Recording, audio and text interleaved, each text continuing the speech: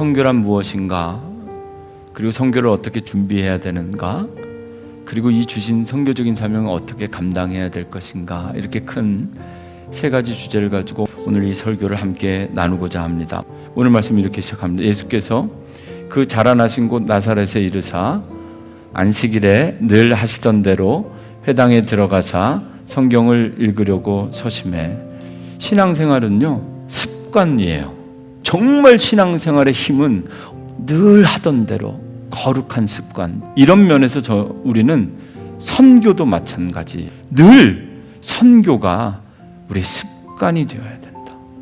예수님의 사역도 그렇고 오늘날 모든 교회가 감당하는 선교도 그렇고요. 선교를 위해서 가장 먼저 필요한 것이 성령이 내게 임하셨으니, 성령이 내 머리 위에 계신다라는 의미예요. 성령이 내 생각을 주관하시고 생각을 통치하셔야 깨달을 수 있고 시작할 수 있는 게 선교라는 거예요. 두 번째는요, 내게 기름을 부으시고, 특별한 기름 부음이 있는 그 기름 부음에 따라 우리는 선교의 역할을 분담하게 되고 감당하게 된다는 거예요. 우리가 감당하게 될 선교, 그리고 그 선교를 준비하기 위한 여러분 모두에게 성령의 기름 부음이 있기를 주님의 이름으로 축원합니다. 그리고 마지막으로는 나를 보내사, 내가 가는 것이 아니라 보내지는 겁니다. 이 본문 가운데 총 5가지 선교에 대한 정의, 선교가 무엇인지에 대해서 정의를 찾아보려고 하는데요. 첫째, 가난한 자에게 복음을 전하는 게 선교라고 합니다. 둘째는요, 포로된 자에게 자유를 주는 거예요. 저는 저 말씀을 읽으면서 아주 간단하게 용서라고 생각했어요. 눈먼 자에게 다시 볼 수 있게 하는 것, 그리고 눌린 자를 자유롭게 하는 것, 그리고 5번째는 19절 말씀에 기록되어져 있어요. 주의 은혜의 해를 전파하게 하려 함이라.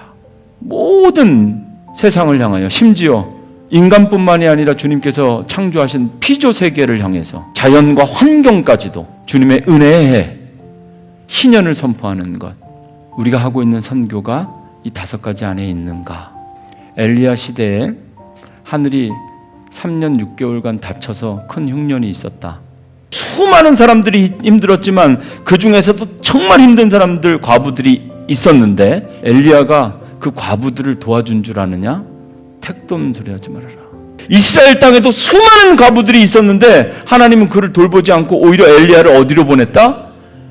시돈 땅에 있는 사르밧 땅의 한 과부에게 보내서 그 과부의 집을 축복하시고 마르지 않는 밀가루통과 기름통을 허락하신 겁니다. 엘리사 시대에도 이스라엘에 많은 나병 환자가, 이스라엘에도 수많은 나병 환자가 있었는데 하나님께서 그들을 고쳐준 줄 아느냐? 하나님은 선지자 엘리사를 이스라엘의 많은 나병 환자에게 보낸 것이 아니라 이방인 가운데 수리아라는 사람 나아만 장군에게 보내서 그를 고쳐주었다. 선교가 이렇다라는 것을 예수님의 이야기를 통해서 우리에게 보여주고 있는 것 같아요.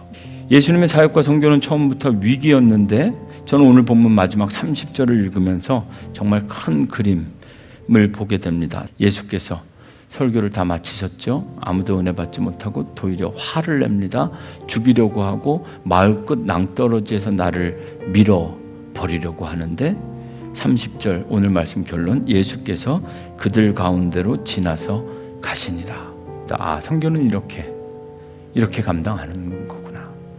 폭풍 속을 걸어가는 것 같은 그 길을 주님이 걸어가셨다는 것. 그 싫다는 사람들, 화가 난 사람들, 쫓아내는 사람들, 죽이려고 밀치는 사람들, 그들 가운데를 유유히 지나가시는 주님의 발걸음이 선교를 준비하는 저에게, 그리고 우리 교회에게 아주 든든하고 단단한, 그리고 어쩌면 이거야말로 정말 살아있는 영적인 권위가 느껴지는 그런 주님의 모습이 아닌가.